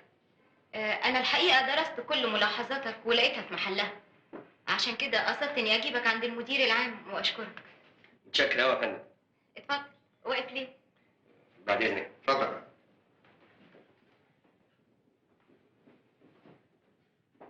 انما غريبه قوي انك تعرف ان في خطا هندسي في المكن لمجرد انك بتشتغل في العنابر.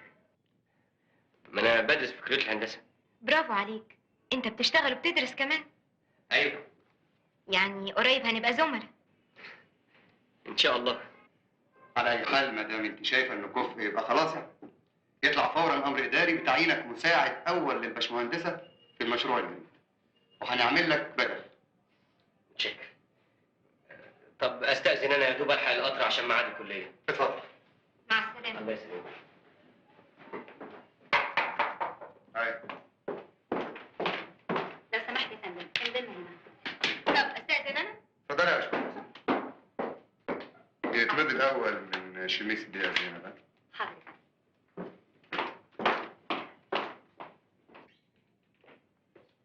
لا مؤاخذة يا بيه. ايه ده؟ ايه لا مؤاخذه؟ ايه اللي دخلك من غير اذن؟ اتفضل ارجع. لا مؤاخذه. تعالي. تقدر تروح انت يا رزق افندي. حاضر يا سعاده البيه. لا مؤاخذة يا بيه. حمدي بيه بعت الأوراق دي عشان تمضيها. انت بتشتغلي هنا؟ أيوة يا بيه. والله يا عال عال ان المضرب يبقى فيه كفاءات بالشكل ده. الله يخليك يا بيه. انت بتعرفي تكتبي على الآلة الكاتبة؟ لهلوبة يا بيه. شكرا. طب انا عندي شوية حاجات خاصة كده، ممكن بتيجي بعد الظهر تكتبهم؟ من عينيا يا بيه. طيب اشوفك النهارده الساعة 5. حاضر يا بيه. مفتاح 21.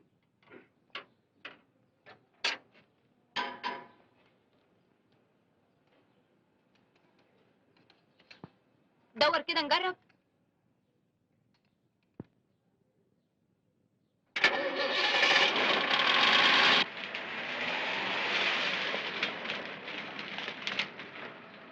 اهلا وسهلا استهاني. اهلا وسهلا. ازيك يا رزق؟ الله يخليكي ويطول في عمرك. اهلا شيخ مين الانوار. الست دي؟ لا انا عارفه. لا دي المهندسه الجديده اللي جايه عشان المشروع الجديد من مصر. مش مسفوق؟ شميس فوق وزمانه 3 قهوه يعملوا دماغهم. اتفضل يا فندم بتاعت امر سعادتك. اتفضل. اهلا كوثر، ايه اللي جابك؟ مش كنت تقولي انك حبات في السوق؟ والله طلع شوية شغل فجأة، قلت اخلص عليهم. تاني مرة تبقى تعبرني وتعمل لي تليفون. هيحصل. اديني فلوس عشان رايحة ازور ماما وما جبتش معايا. حاضر. يكفوا دول؟ يكفوا. مع السلامة. انت ما جوعتش؟ انا ميت من الجوع. وانا كمان. يلا انا عازمك على الغدا. لا ودي تيجي؟ هي ايه اللي ما تجيش؟ انا راجل فلاح، تعزميني ازاي؟ يا سيدي ما تدوقش. لا معلش، اذا كنت انا اعزمك ما عنديش مانع. انا موافقه، يلا بينا. اتفضلي. تصدق يا احمد ان ماما كانت معارضه اني اجي السوق؟ قالت لي بقى في بنت تسافر تقعد لوحدها في غربه. قلت لها يا ماما الكلام ده بس، وبابا قال لها طالما وافقت انها تشتغل مهندسه يبقى سيبيها، تسافر دسوق، تسافر السويس، تسافر اسماعيليه، هي حره. بيني وبينك انا كراجل فلاح كان رايي من راي والده حضرتك، لكن بعد ما شفت حضرتك في الشغل ونشاط حضرتك وحماس حضرتك ومجهود هلكتني بحضرتك يا احمد، احنا زمايل. والا ما كنتش اجي اتغدى معاك هنا. على فكره يا احمد، انا لسه محتفظه بكتب الكليه، ايه رايك اجيبهم لك معايا؟ انا مسافره الخميس والجمعه عشان اروح ازور بابا وماما. ايوه بس يعني مفيش بس، انا مش قلت لك احنا زمايل؟ وهم بدل ما هم مركونين على الرف تستفيد بيهم. وعلى فكره كتبي وشها حلو. ضروري يعني.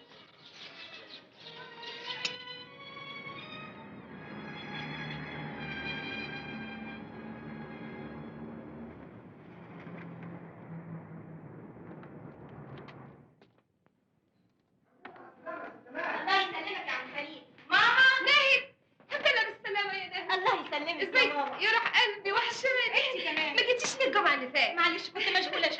الحمد لله على السلامه. الله يسلمك. جاهز الغدا يا خليل.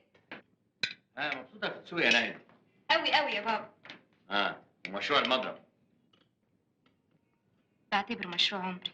طمنيني الاول، عامله ايه وعايشه ازاي؟ ومالك خسيتي كده يا حبيبتي؟ يا ماما انا كويسه قوي، ما تشيليش هم. ايوه يا بنتي، بس سايبه البيت فاضي علينا وطول النهار انا وباباكي ووشنا في وش بعض. مال وش بقى يا ستي؟ قمر يا حبيبي، هو انا قلت حاجه؟ بس هي برضه بتعمل للبيت حس. كده ولا كده هتسيبنا. انت ناسي انها في يوم من الايام هتتجوز؟ ربنا يرزقك بابن الحلال.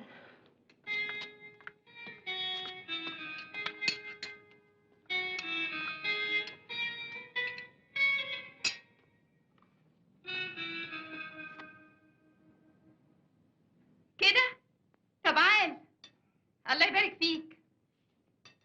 طبعا هنيجي، هسلم لك عليه. مع السلامة. حمدي بيسلم عليك. الله يسلمك. ايه صرف الشيكات؟ بيقول لك المكن الجديد هيدور بكره. ده انا كنت ناوي على السوق بكره. انا هاجي معاك. وتيجي معايا ليه؟ مكن هيدور، لزومك ايه؟ لا مش انا صاحبة المشروع يا شمس. الله، المهم الفلوس اللي هتيجي من وراه. مكن هيدور، هتعملوا ايه؟ هيدور بيكي، من غيرك هيدور.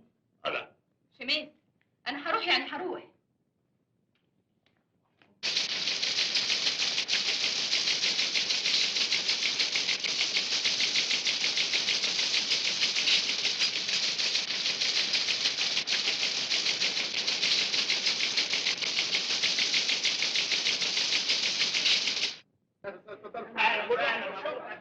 يا جدع صوتك يا مبروك. اطلع، ده بيزيق يا عليك نور يا باشمهندس. يلا بقى همتك وسلمنا المضرب كله جاهز. ان شاء الله يا فندم. استاذ حمدي، ايوه يا فندم. من فضلك اصرف للباشمهندس مكافأة 300 جنيه. امرك يا كوثر هاني. الحقيقه اللي يستحق المكافاه الباشمهندسه، من غيرها المكن كان خد 2 تركيب. اعمل اللي قلت لك عليه يا استاذ حمدي. امرك يا فندم. يلا يا شمس. ايه على فين؟ ننزل مصر. لا انا مش نازل، خلي السواق يوصلك، وانا قاعد هنا بقى عشان ورايا شويه شغل متلتل. يلا هي الست دي بتعمل كده ليه؟ مش عارف.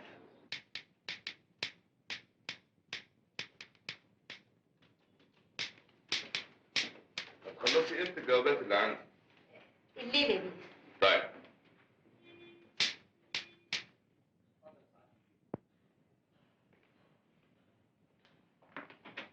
بقول لك ايه يا حمدي؟ ايوه يا شمس.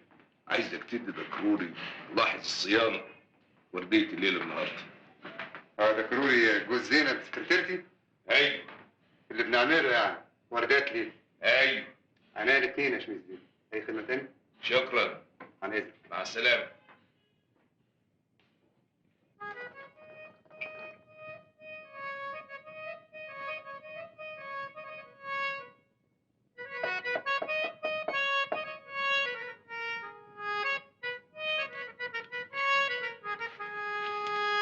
مساء الخير.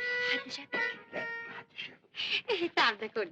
ولا تعب ولا حاجه، جبتلك بسبوسه تستاهل بقك. تسلم ايديك يا شمس بيه. مش ناكل الاول؟ خرابي، الليله صباحي، الراجل في ورديه الليل وانا وانتي وتالتنا الشيطان. مش انا الا بني ادم. خرابي.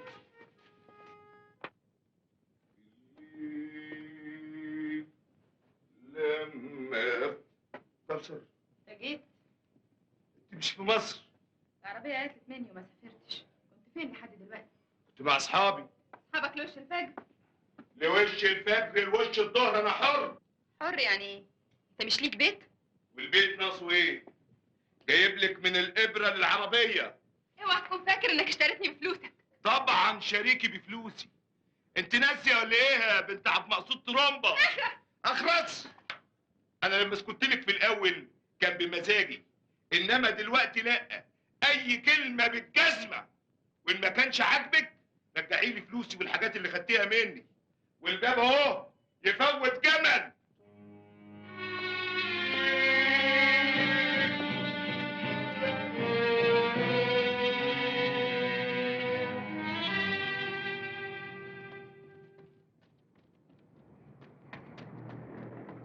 باركي لي يا ناهد، خدت البكالوريوس. الف مبروك يا احمد، انا كنت متاكده من نجاحك. الله يبارك فيكي. مبروك مبروك. تعالي.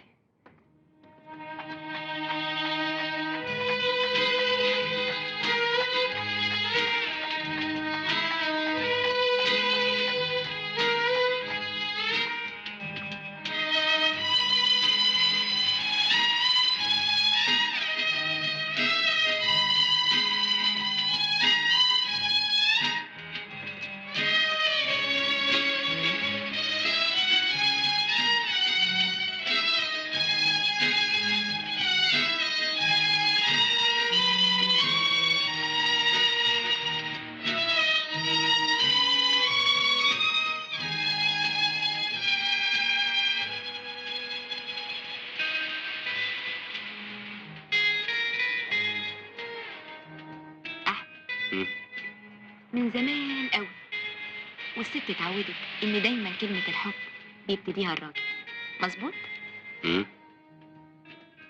انا بقى هكسر القاعدة دي. احمد، الحب مش في القلب بس، الحب في العقل كمان. انا مرضتش اتكلم معاك في الموضوع ده الا بعد ما اتأكدت من مشاعرك. ولا انا غلطانة؟ احمد، انا عارفة انك خجول، فخفت ان سنين تضيع وانا قاعده حاطه ايدي على خدي مستنيه كلمه منك.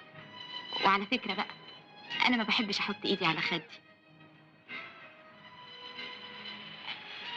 احمد، انا شعره من ناحيتك، واذا طلبتني للجواز هقبل. مفاجاه مش كده؟ على العموم انا عارفه مخك كبير قد ايه، والا ما كانش ممكن اجرؤ وابتدي معاك بدايه زي كده، لانك كان ممكن تفسر تصرفي تفسير مش لصالحي. بالعكس، اسلوبك ده زودني اعجاب بيكي. ومادام قلت ان الحب بالعقل، نتكلم بالعقل.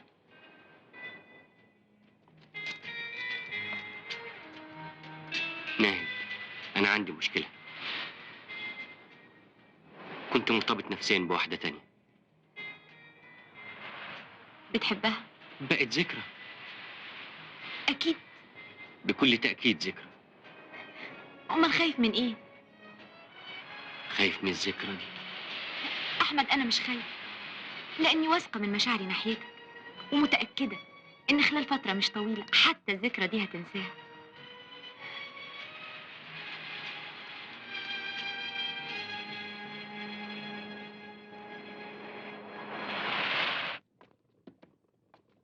مساء الخير.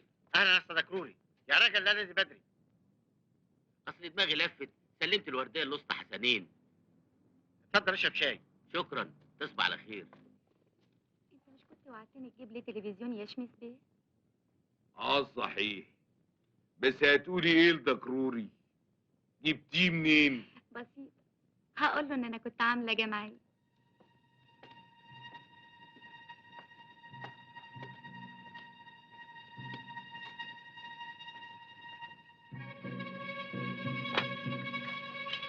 يا خرابي، انت ايه اللي يخليك تسيب الورديه الساعات يا دكروري؟ كلب عقل يا دكروري. انت خليت فيها عقل. عقل يا دكروري. انت خليت فيها عقل، لازم اخلص عليك. ما تبقاش متهور. لازم اقتلك. لازم اخلص عليك.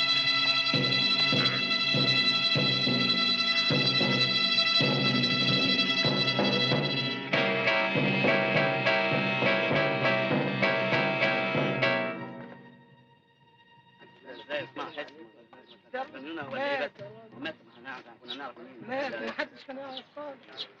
يا رجاله قاعدين كده ليه؟ يلا كل واحد على شغله. شغل ايه يا استاذ احمد؟ شميس بيت قتل. شميس قتل؟ ايوه. مين اللي قتل؟ دكروري جوز زينب، ظبطوا معاها امبارح في البيت.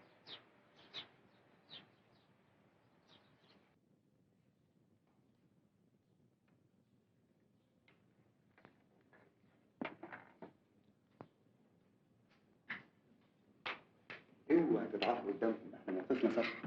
املاكك وفلوسك مضمونه 100%. اتفضل. اهلا وسهلا. اتفضلوا. اهلا مدام كوثر. خال سامي والاولاد. تشرف. حضرتك طبعا مش عايزه تخش في مشاكل. ومين يحب يخش في مشاكل؟ كويس خالص. طب عايزين بقى ندي كل واحد حقه. مفيش مانع. طبعا معروف ان شميس بيه كسب مال قارون، ومعروف كمان ان كان بيشيل فلوس وناديته كلها في البيت. الفلوس دي فين؟ اخدتها. بأي حق؟ دي فلوس ابويا، يعني فلوس ولاده. ايوه بس دي فلوسي، من حقي. فلوسك؟ احنا مالنا ومالك؟ احنا هنعرفك منين؟ انت دخيله. يا ريتني يا اخي ما دخلت. انا مستعده اديكم كل اللي عندي، بس رجعوني تاني كوثر عبد المقصود الموظفه على الاله الكاتبه في مضرب الرز. يعني ناويه تسرقينا؟ اسرق ايه؟ انا دفعت ثمن الفلوس دي، اعصابي وشبابي وكرامتي. ايوه يا كوثر هانم، بس انت عارفه ان اللي فاضل للاولاد منشآت مديونه، وانت ما رضيكيش كده. والله اذا كان ابوهم قلبه مش عليهم هيبقى انا قلبي عليهم. دفترة دي سرقه عين عينك. اسمع ما اقولك، قدامكم المحاكم اعملوا اللي انتوا عايزينه. اهدى يا ابني. اسمعي يا كوثر هانم، اذا ما كناش هنقدر نثبت حقنا بالمحاكم وخسرنا فلوس ابونا، انا مش هخليكي تتهني بيها يا كوثر يا بنت عبد المقصود. ايه الكلام اللي بيقوله ده يا بنتي؟ حصل ايه؟ مفيش حاجه يا ماما. ايه اللي كنت خايف منه حصل. كوثر يا بنتي، ما تخليش قلبك يتحجر، ما تخليش الفلوس تنسيكي انسانيتك. دول مهما كانوا ولاده ولهم الحق الكبير في مراته. انا ما حرمتهمش من حقهم الشرعي. يرضيكي انهم يشحططوا بعد موت ابوهم؟ مش للدرجه دي يا بابا، حالتهم كويسه جدا وورثهم معقول، وما اذا كانوا بيبالغوا عشان طمعانين في اللي عندي. انا كل اللي عايزه يا بنتي انك ما تظلميش حد. الظلم حرام. الظالم هو ابوهم.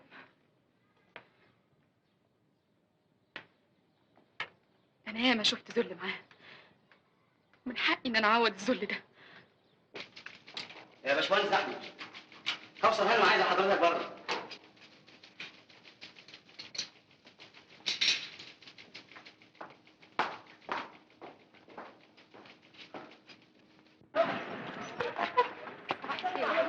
صباح الخير يا فندم. يا احمد، انا فكرت في الظروف اللي انا فيها دي، انك تمسك اداره المضرب. ايه؟ هو المرتب طبعا هيزيد. معلش، عارفين انا من المسؤوليه دي. في ناس كتير ممكن تقوم بالمهمه دي احسن مني. مش من السهل يا احمد ان انا اثق في اي حد. يا مدام كوثر، انا افهم في الهندسه بس الاداره ماليش بيها. عن اذنك.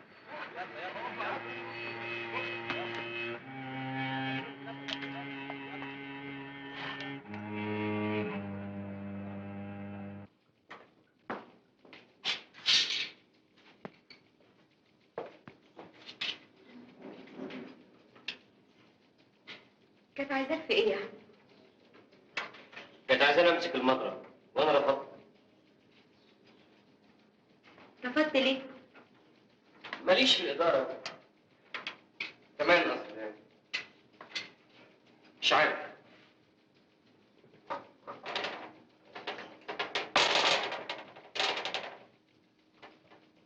في ايه؟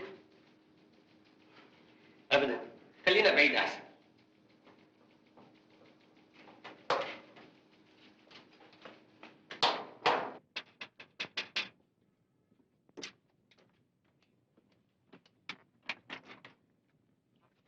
كوثر، ازيك يا خالتي؟ تسلمي يا بنتي. اهلا وسهلا يا خطوه عزيزه، اتفضلي يا بنتي اتفضلي. اهلا وسهلا، اتفضلي. انت لازم تتغدى عندنا النهارده، هذبح لك دكر بط حالا. لا متشكره، انا اتغديت. هو الباشمهندس موجود؟ يا بنتي موجود. دقيقه واحده عن اذنك.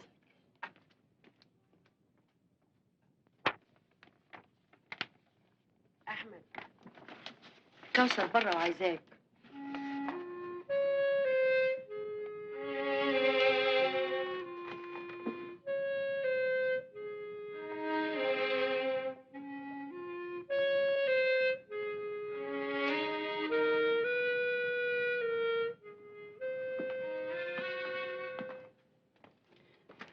اهلا. طب اروح انا اعمل لكم القهوه.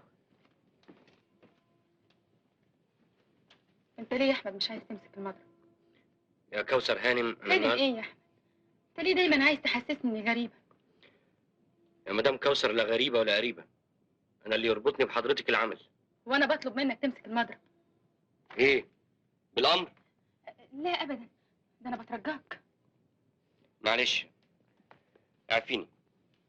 انت راجل تعرف الاصول، وانا جيت لك لغايه بيتك، مش معقول ما تقفش جنبي في ظروف زي دي. أنا برضو اللي أقف جنبك. حاول تنسى يا احمد، افتكر العشره الطيبه، افتكر اننا جيران، افتكر العيش والملح. اشمعنى ده اللي هفتكره؟ بلاش عشاني، عشان خاطر الناس الغلابه اللي بياكلوا من ورا المضرب. لو ما اشتغلتش يا احمد المضرب هيتعطل.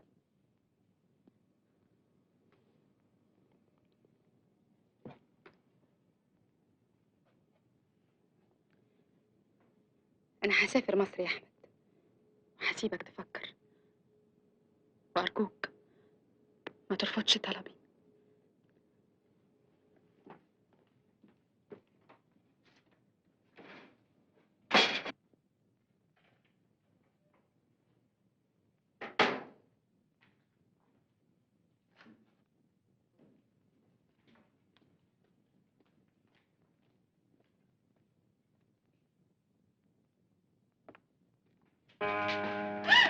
ايه ده؟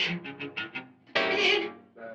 بدور على اوراق ابويا. واللي يدور على اوراق ويتهجم على بيوت الناس كده؟ ما هو انا لازم اخد حقي سواء بالسوق او بالعافيه. حقك يا ولد انت عارف ان انا ممكن اوديك في 60 داهيه؟ يا ثانيه يا عبده. ايوه يا ايه بس ايه؟ خد الواد ده بره. توديني من بيت ابويا؟ بيت ابوك مين يا ولد؟ ده بيتي، واذا جيت هنا تاني انا هبلغ البوليس، انت فاهم؟ بره. طيب يا كوثر انا هوريك. ما دفعتك الثمن غالي. بره. ده ما يخشش هنا تاني يا عبده. حاضر يا فندم. وتحب بقى اقول لك يا باشمهندس ولا يا حضرة المدير؟ لا مهندس ولا مدير، أنا اسمي أحمد. انما بيني وبينك مش وشي طلع حلو عليك؟ أنت وش الخير كله. تليفون من مصر. لو سمحت يا احمد عايزاك في حاجه ضروري. ايوه هنا في مصر. متشكره قوي، مع السلامه.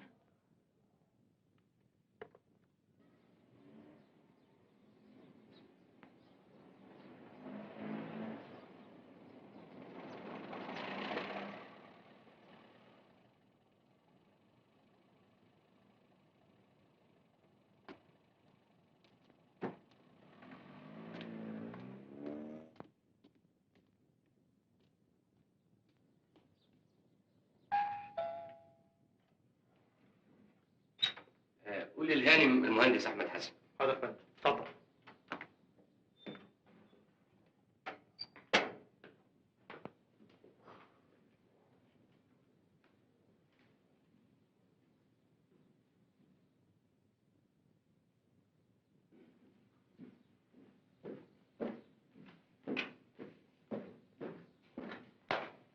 اهلا يا احمد. اهلا. أهلا بيك. اتفضل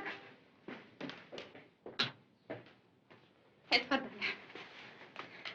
اول مره بتيجي بيتي، ايه رايك فيه؟ كويس. خير؟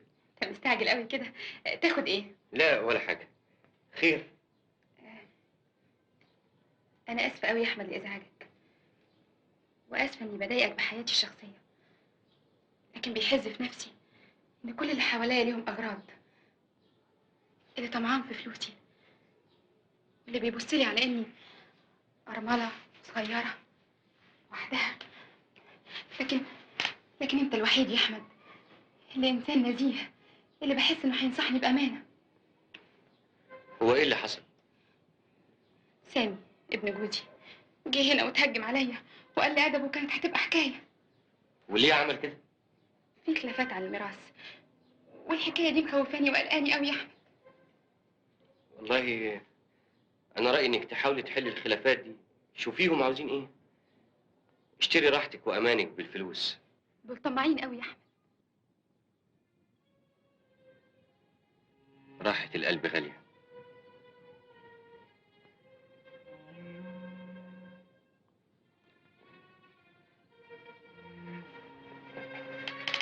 استاذن انا بقى. مش هنتعشى سوا؟ ده انا عامله لك الاكل اللي بتحبه. معلش مضطر امشي. عن اذنك. مع السلامه يا احمد. مع السلامه. مع السلامه يا احمد. الله يسلمك.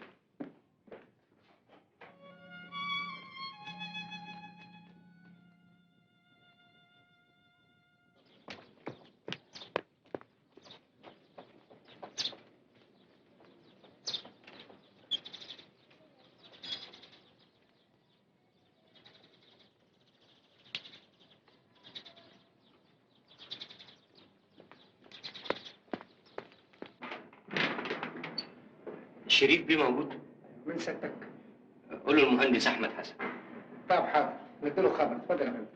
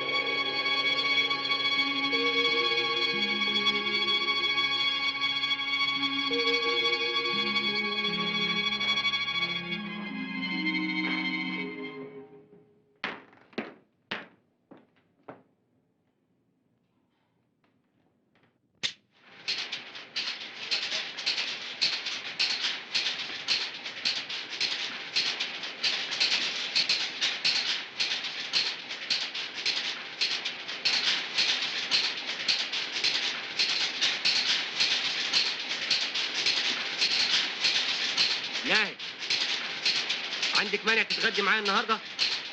لا. هتتغدي عندي في البيت. ايه؟ هتتغدي عندي في البيت، وبالمره تتعرفي على امي واخواتي وتشوفي بيتنا. امي، يا سعاد، يا صابر. اهلا وسهلا، اهلا وسهلا. المهندسه ناهد. اهلا بيك يا طنط. امي، اهلا وسهلا. وده صابر اخويا ودي سعاد اختي. اهلا. اهلا وسهلا. اتفضلي يا بنتي، اتفضلي. اهلا وسهلا. ده انت نورتي بيتنا والبيوت اللي جنب بيتنا. شكرا قوي يا طنط. ايه، مش هتغدينا يا ام ولا ايه؟ ولا بديك الساعه؟ ده انا هذبح لكم خروف. يا خبر، ملوش لزوم اللي موجود. ايوه فعلا، اعمل لنا كده اكله فلاحي. حاضر يا ابني. يلا يا ولاد. تعالى يا ناهد اما افرجك على شقتنا.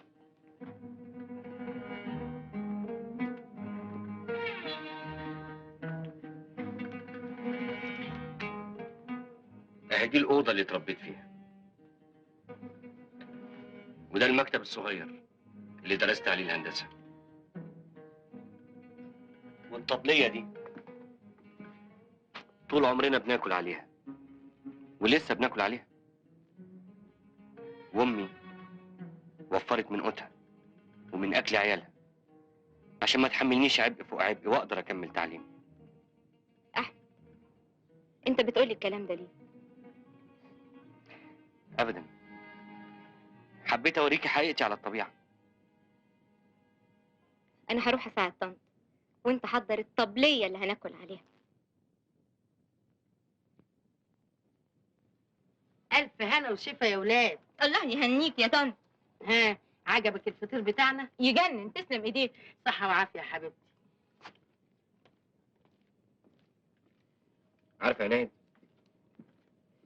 انا لما كنت في مصر رحت لوالدك عشان اخطبك. صحيح. صحيح، بس مشيت من غير ما اقابله. ليه يا احمد؟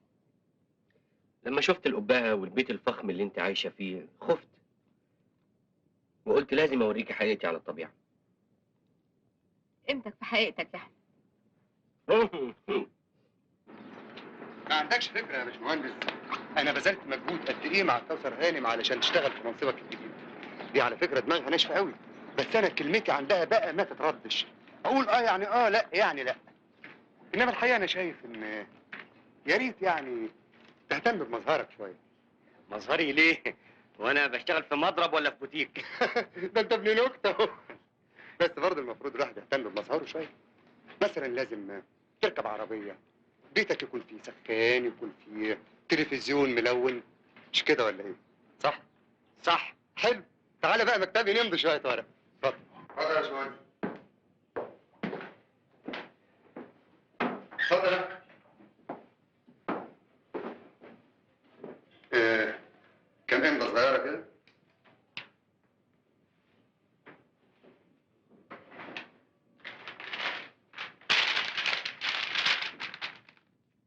خد يا ايه ده؟ علشانك.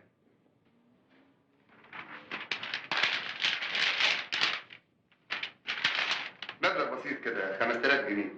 هم يساعدوك تشتري عربية جديدة، تشتري تلفزيون ملون.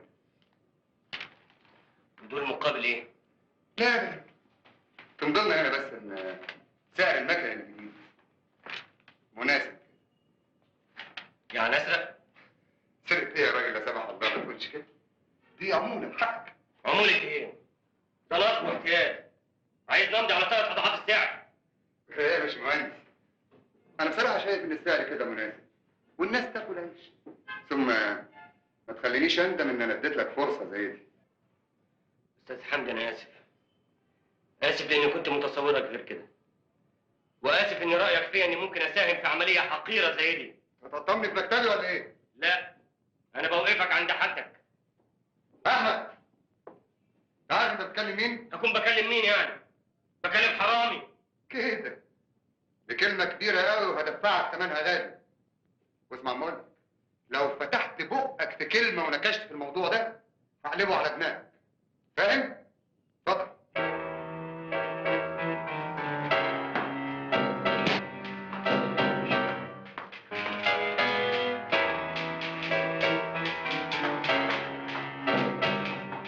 ادخل. اهلا. اتفضل. الحقيقه انا مش عارف ابتدي ازاي. ابتدي زي ما انت عاوز. هو انت غريب يا احمد؟ يا كوثر هانم تصوري. ايه يا احمد؟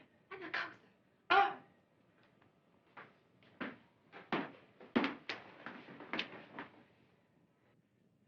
تصوري الاستاذ حمدي حاول يرشيني ب 5000 جنيه عشان اسكت على السرقه اللي بتحصل في المضرب.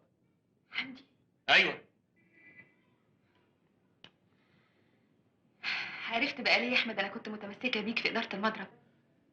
انا حسيت اني واجب اقول لك عشان تتصرفي مع حمدي واللي زيه. ما اتغيرتش يا احمد، نفس الاخلاق، لا لف ولا دوران. طب استاذن انا.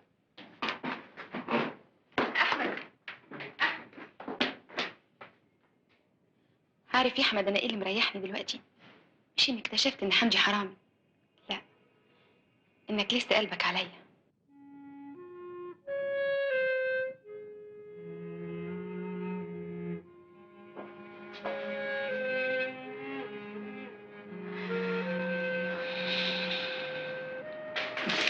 ايه اللي عملته ده يا حمدي؟ ازاي تعرض على الاستاذ احمد رشوه؟ رشوة؟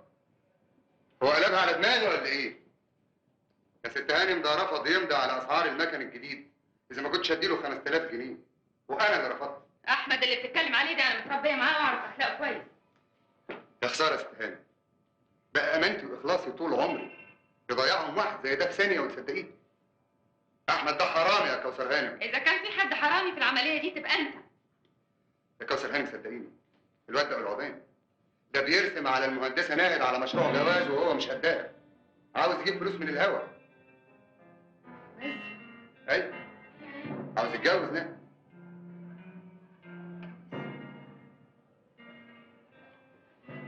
طيب وده دخله ايه في موضوعنا؟ ده هو ده موضوعنا يا ست هانم. امال عايز فلوس ليه اذا ما كانش عشان الجواز؟ استاذ حمدي سلم اوراقك للمحامي وصفي حساباتك.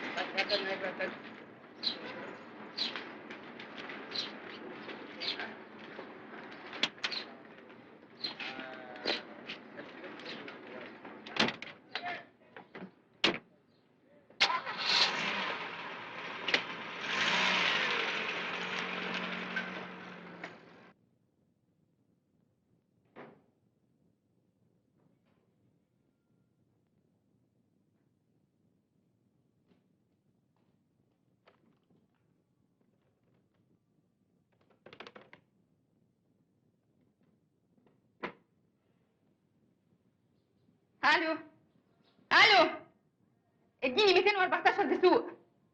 ايوه مستعجل. الو، انا رزق افندي يا ست هانم. اسمع يا رزق، البنت المهندسه اللي اسمها ناهد تسيب المضرب حالا. ايوه تترفد. تترفد يا فندم، تترفد. وانا مالي؟ اربط الحمار يا رزق مطرح ما عايز صاحبه.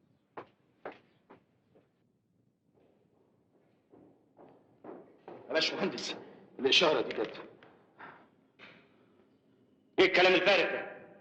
جت امتى الاشاره دي؟ لسه جايه من مصر طازه دلوقتي بالتليفون. ما تجيبش سيرتها لحد. انا نازل مصر اشوف ايه اللي حصل. حاضر. عن اذنك انا.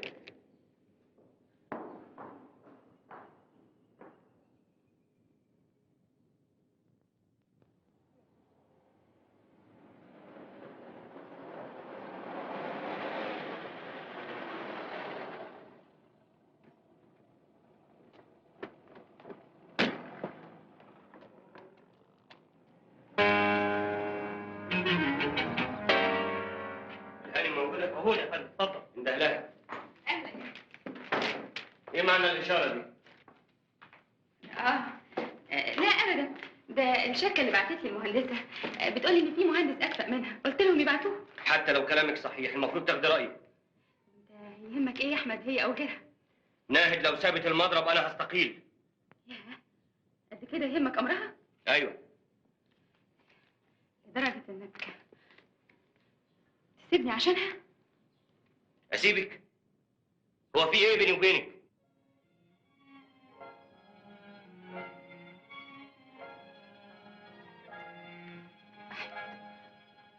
انا عارفه اني غلطت في حق نفسي، وغلطت في حقك غلطه كبيره، غلطه العمر زي ما بيقولوا. لكن الظروف دلوقتي بقت مهيئه ان احنا نصلح الغلط ده. انا بحبك يا احمد، ومش ممكن هحب حد غيرك، وانت كمان بتحبني. ايوه بتحبني، كل تصرفاتك بتقول انك بتحبني، حتى يوم ما ضربتني كان دليل على انك بتحبني. السنين غيرت كل حاجه. تعالى ننسى كل اللي فات يا احمد ونبتدي من جديد. جايه دلوقتي تقولي الكلام ده؟ انت فاكراني ايه؟ لعبه في ايديك ترميها وقت ما انت عايزه وتسترديها وقت ما انت عايزه؟ يا احمد انا غلطت ودفعت ثمن غلطتي. مش كفايه؟ انت اخترت الفلوس والعز. فاكره يوم ما قلت لك انت بتهدمي ابسط القيم؟ قلت لي انا عارفه انا بعمل ايه كويس. يا احمد قلت لك غلطت وعايزه اصلح الغلط ده. يا احمد انا بحبك وما حبيتش حد غيرك. فات الاوان. لا يا احمد، انا معايا فلوس كتير، تعالى ننسى كل اللي فات ونعيش حياتنا. من فضلك ابعتي حد يستلم المضرب، انا مستقيل. لا يا احمد.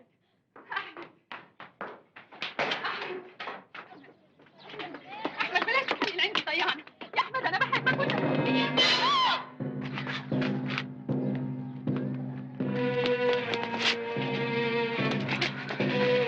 كوثر،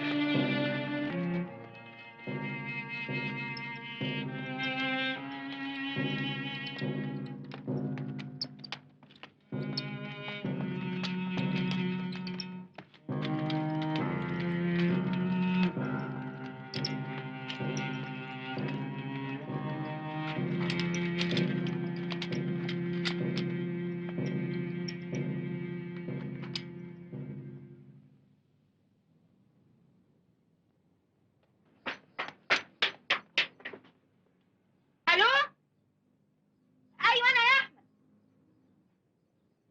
بتقول ايه؟ ايوه حالتها خطر. ناهد فوتي على ابوها وامها وهاتيهم على المستشفى في مصر. طيب يا احمد، مسافه السكه هكون عندك. مع السلامه.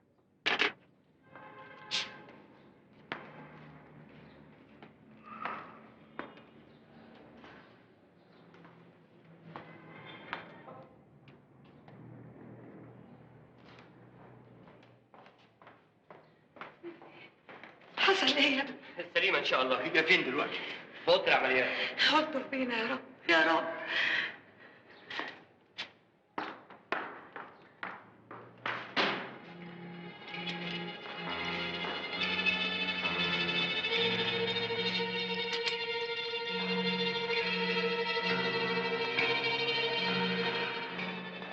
طمني يا دكتور. ان شاء الله في امل كبير انها تعيش. يا رب.